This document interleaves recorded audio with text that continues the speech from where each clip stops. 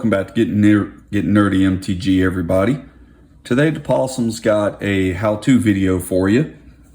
For any of you that ship cards through the mail for trading, selling purposes, whatever your reasons, if you're shipping any kind of trading or collectible cards such as Magic the Gathering, Pokemon, Yu-Gi-Oh!, the new Flesh and Blood, anything along that lines, if you're shipping those cards, you're going to need a safe way to do it that guarantees the cards are not damaged.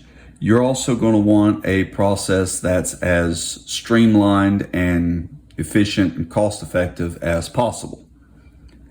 Now, in the approximately year and a half, a little more than that time since I've had my TCG Player store set up, I've done a little over 2,200 orders, or at least that's how many feedback responses I have right now. I think the order count's a little higher than that, but I'm at right at 900 orders year to date. So to say I've got a little experience at this is a fairly accurate statement. I will say this process was not always a very streamlined thing to go through. It was very time consuming. Just to give you an idea, when I started out, these were the envelopes that I used.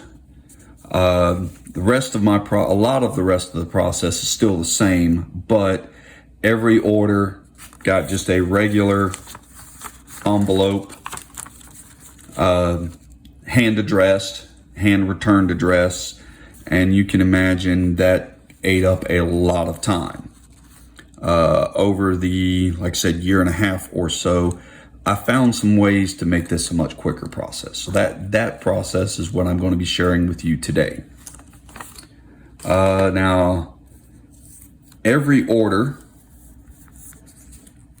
gets packed. In this case, we're just going to pack a single card to ship.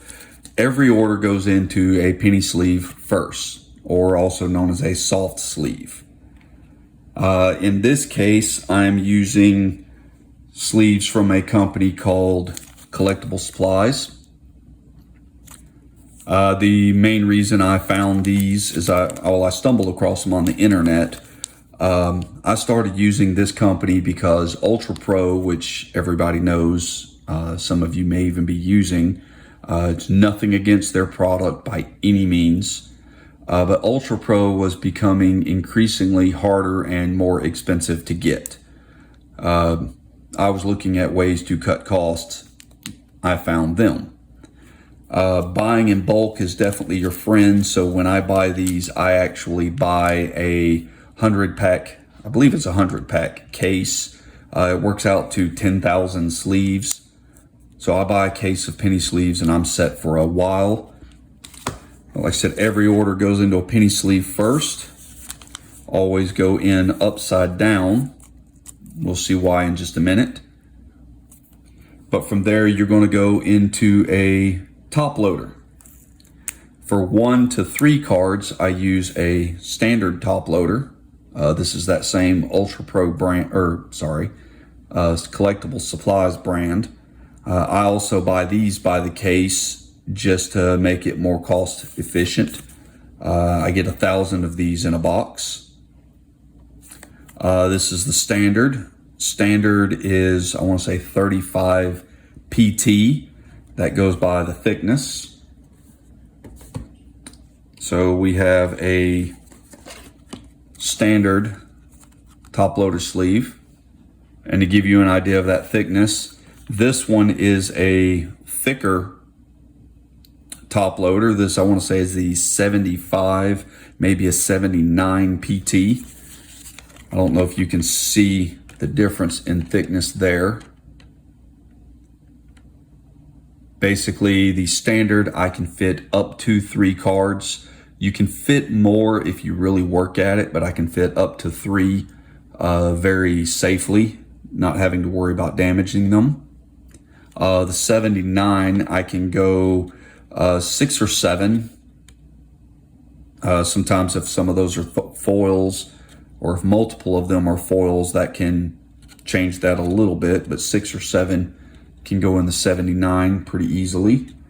Occasionally we'll do larger quantities. This is a 130 PT. There you can see the 79 will actually fit just about inside of it. I can fit up to 10 cards in one of these fairly easily. Like I said, most orders are going to fall in that 1 to 3 range. So we'll just use a standard. The whole reason we went upside down in the penny sleeve is so that when you slide that into the top loader, the open end of the sleeve is on the closed end of the top loader. That is so the card can't slide up out of the penny sleeve and be exposed at the top.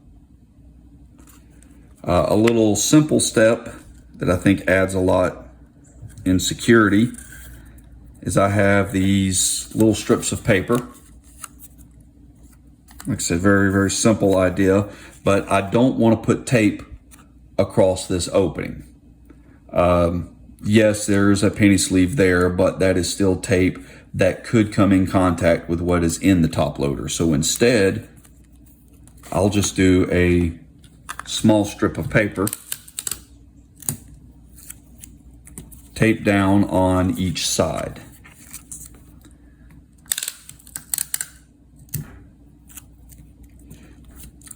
This is about as secure a way as you can put a card in a top loader and not have to worry about it at all. Now, every order I ship out, I print an invoice. Like I said, I sell on TCG Player. So when I print my packing slips, it gives me these invoices. Obviously, I've blocked out the shipping address, the order number, things such as that. Don't want to give out anybody's personal information. But I'm going to fold up their order inside their packing slip. This may seem a little unnecessary, it just adds a little extra protection. Plus, by including an invoice or packing slip in every order, when my customer gets their order and they take this out of the envelope, they are reminded exactly what they ordered. That way I don't get an email saying their order didn't include the proper cards. They entered this into TCG. So if this is inaccurate, it's they didn't put in exactly what they meant to. As long as what's in this envelope matches what's on this packing slip, I've included what they ordered. The other reason I use the packing slips is part of the streamlining process. With it folded on that dotted line,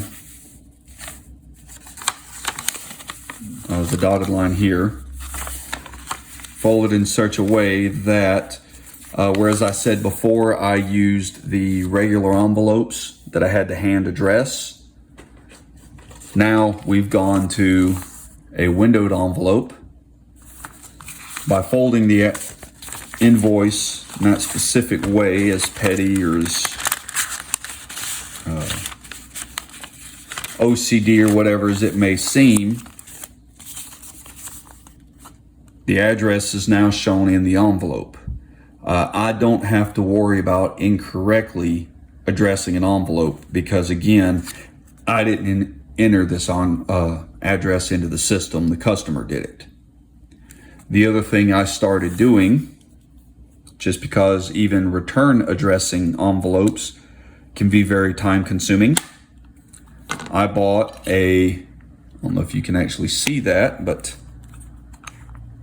I got on Amazon and I ordered a rubber stamp with our name and address for Gettin Nerdy.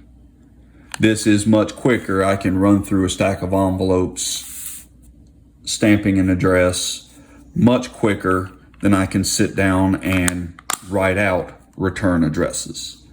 At one point, we actually were going and buying the company, I believe was Avery, the address labels that you can run through your printer and print your own addresses on.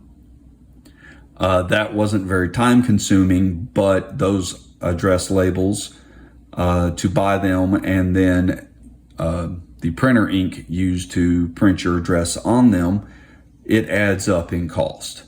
I want to say this rubber stamp I paid maybe $8 for, and to date I've stamped a little over 2,000 envelopes,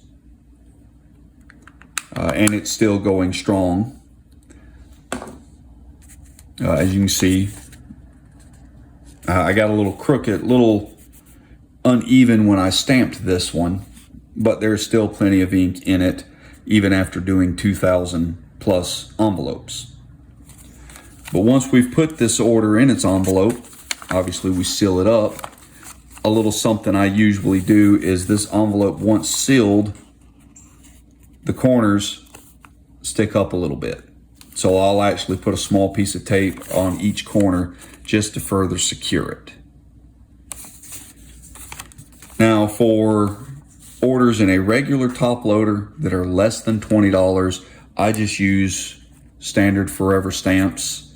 There are some people that will choose to do strictly the non-machinables as well. There's nothing wrong with doing that. It's a slightly more expensive stamp. I want to say it's 20 to 30 cents more. Right now, these I want to say are 58. They actually may be 60 cents a piece now. I think they've recently gone up. Whereas a non-machinable is going to be around 80 cents or so a piece. I personally haven't had a problem with these going through the automated sorters. It hasn't caused any issues, and like I said, a little over 2,200 orders. Haven't had any problems there. Now, anything that is more than 3 cards, I do not put in a regular top loader. I do use, for anything up to, like I said, around 6 cards, I go with this slightly thicker. Same process with the piece of paper, the penny sleeves, all of that, folded up in the envelope. And then I do use a 2-ounce or also non-machinable stamp, just because with the thicker top loader, I don't want to jam up the sorters and cause a problem there. There again, that's anything less than $20. Just because orders that small, I don't bother tracking. Now, if I ship an order that is more than $20, TCG Player actually recommends that I provide tracking for said order. They require it, I think, over $50, but I go ahead and track anything that's more than 20 bucks.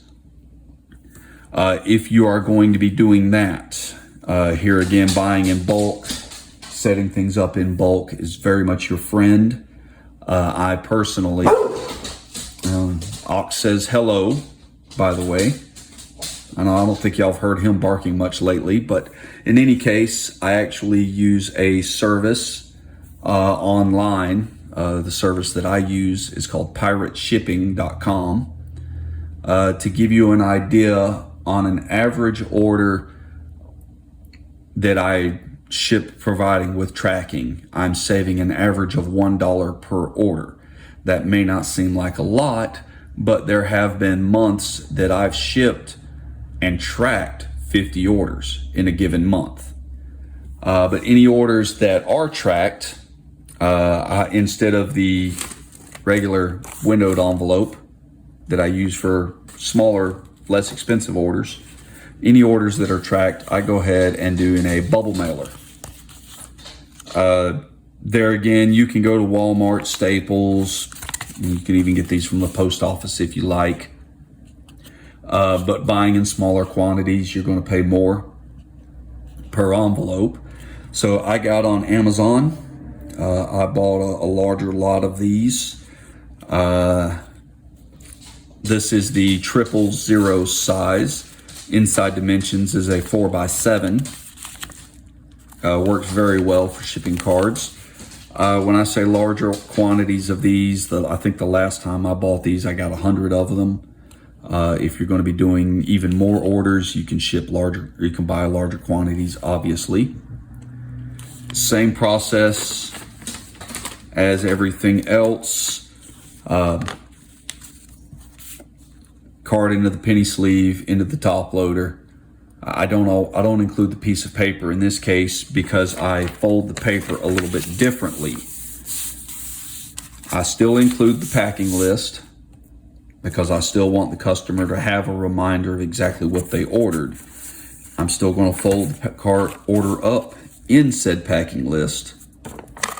It's in a padded envelope, so this really shouldn't be necessary, but I'm including it anyway.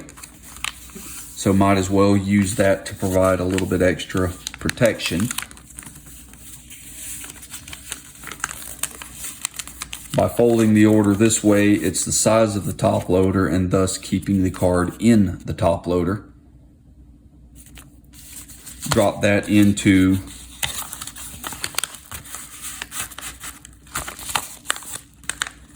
your padded envelope. These are self-seal, so pill seal.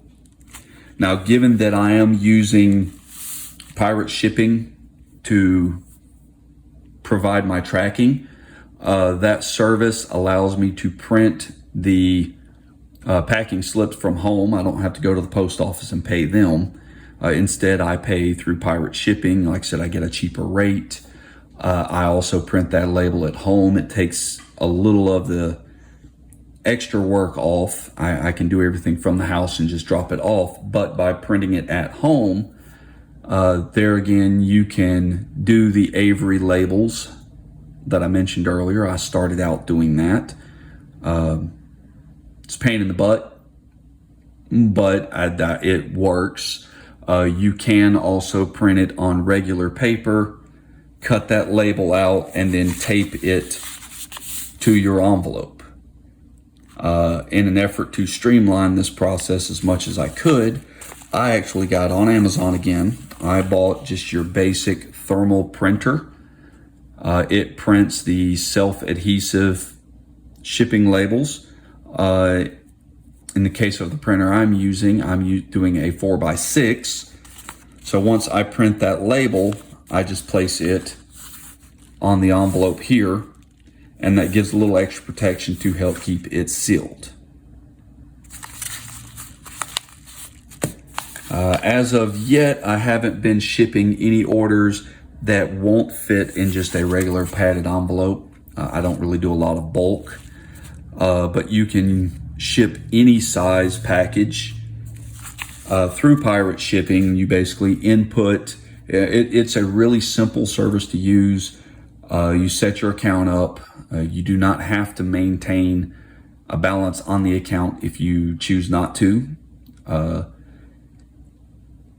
You do not pay a subscription service to use it. You simply can either pay by the order, or in my case, I'll usually put $50 to $100 at a time on my account, and it deducts from that balance each time I ship. But as I said, you put in all the specifics of your package. If you're having items that need to be weighed, you can, in my case, I bought just a regular postal scale just to make that process a little easier as well. But you put in the dimensions of your package, the weight of your package, if that's applicable, and where you're shipping to, where you're shipping from. It gives you a rate.